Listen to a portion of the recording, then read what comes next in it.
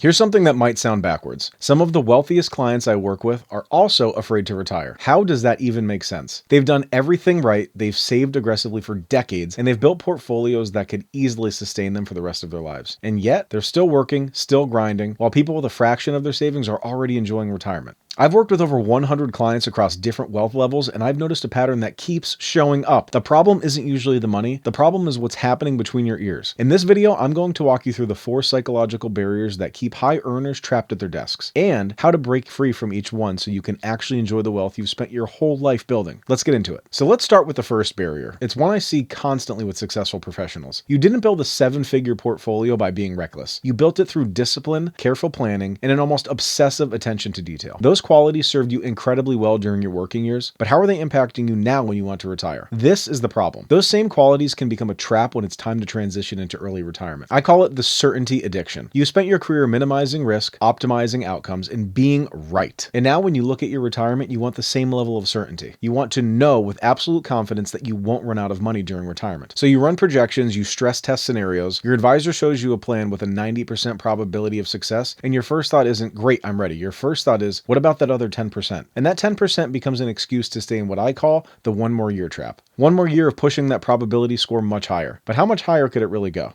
Here's what I want you to understand about these probability scores. A 90% success rate doesn't mean there's a 10% chance you end up broke. It means there's a 10% chance you'll need to make an adjustment at some point in time. Not today. Maybe spending a little less during a market downturn, maybe delaying a major purchase for a year or two, but it doesn't mean you can't retire. That's not catastrophic failure. That's normal life. The retirees I work with who have less saved often understand this intuitively. They know their plan might require flexibility, and they're okay with that. They've accepted that retirement isn't a math problem you solve once and never revisit. It's an ongoing process of adaptation. Meanwhile, the higher earner with 3 times as much saved is still waiting for a guarantee that will never come. And every year they wait is a year of their healthiest, most active retirement that they'll never get back. The fix isn't accumulating more money. The fix is building a plan you trust, one that has flexibility built into it, and one that you know can adapt to ongoing, changing circumstances. Confidence doesn't come from having a perfect score. It comes from knowing you can adjust. Now let's talk about something that doesn't show up on any spreadsheet, but might be the biggest barrier of all. For most of your adult life, your identity has been wrapped up in your career. When someone asks you who you are, you don't say, I'm someone who enjoys hiking and spending time with my grandkids. You say, I'm a senior engineer at a Fortune 500 company, or I'm the VP of operations, or I'm a physician or a physician assistant. Your title isn't just a job description, it's a status marker. It's how people perceive you. And if we're being honest, it's probably become a significant part of how you perceive yourself. So when you think about retirement, you're not just thinking about leaving a paycheck behind. You're thinking about leaving that reputation, that identity that you've allowed yourself to become for so many years.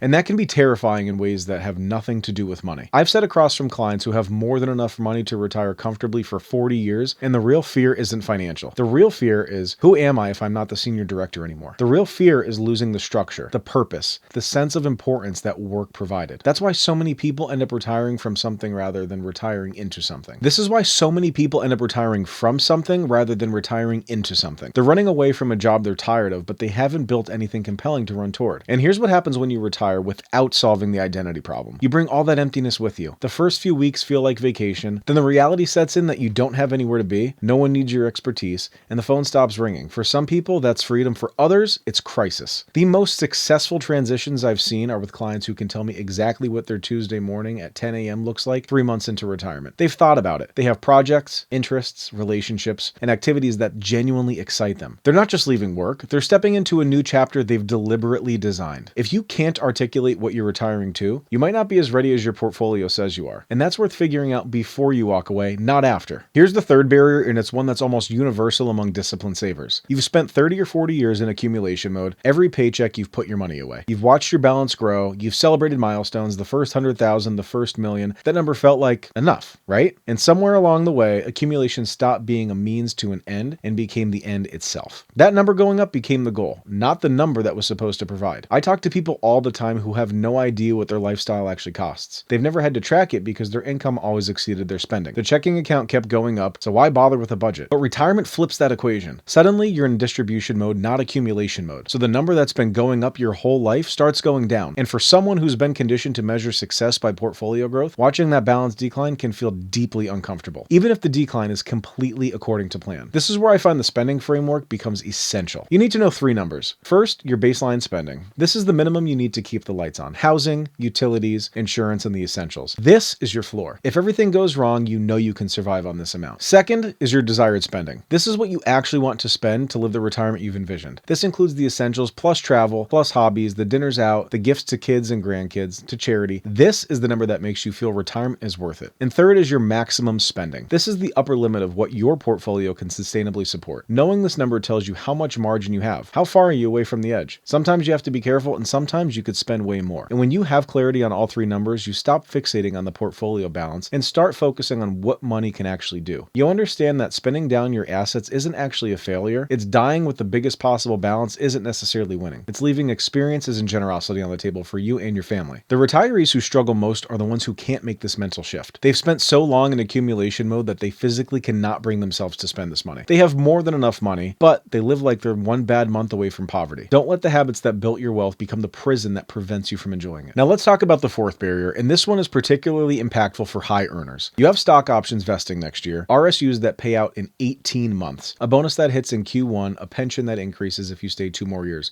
whatever it might be. Walking away means leaving real money on the table, and for someone who spent their entire career maximizing every financial decision, voluntarily forfeiting $200,000 or $300,000 feels like physically painful. I get it. That's not a small number. And I'm not here to tell you money doesn't matter, but what I want you to consider is that there will always be another carrot. What exactly do I mean by that? If you stay for the RSUs, the company will announce a new retention package. If you stay for the bonus, you'll get promoted next year, and the incentives go on and on. Money keeps growing, bonuses get bigger, and if you stay for the pension bump, your health benefits will improve if you stick around just a little longer. This is called the golden handcuff. It never comes off for the people who don't allow it to. You have to choose to take them off. And here's the calculation most people don't make. What is another year of your life worth? Not in dollars, but in experiences, in freedom, in time with the people that you love, in doing the things you've been postponing that you truly value the most. Your early retirement years are typically your healthiest and most active. These are the years when you can travel easily, when you have the energy for adventure, when your body cooperates with your plans, and every year that you delay is a year you're trading from that finite moment.